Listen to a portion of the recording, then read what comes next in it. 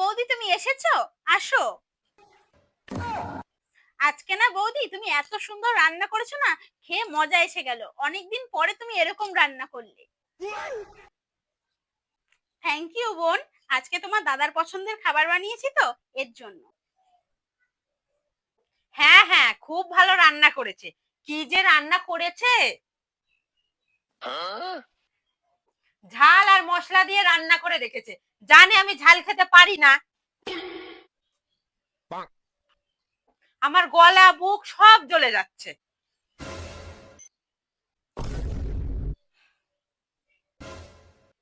যাতে আমি মরে গেলে আমার জায়গা বাড়ি সম্পত্তি সব নিজের নামে করে নিতে পারে। তুমি এসব কি কথা বলছো মা? মা, আমার হাতের রান্না যদি আপনার পছন্দই না হয়, রোজ রোজ আমার হাতের রান্না খান কেন? রোজ রোজ আপনি আমার হাতের রান্না কেন খান তাহলে? আপনি যেরকম মুখ বাজান সেরকম যান না, হাত পাটা নাড়িয়ে রান্নাঘরে গিয়ে রান্না করে খান। আমার রান্না আপনাকে আর খেতে হবে না।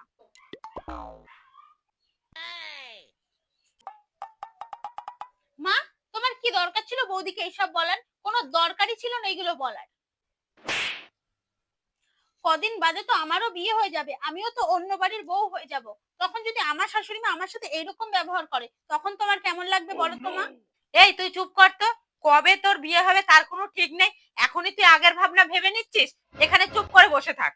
সত্যি তুমি যে কোন মাটি দিয়ে তৈরি হয়েছো, ভালো লাগে না আমার আর। বৌদির হয়ে খুব সালিসি করা হচ্ছে এখানে।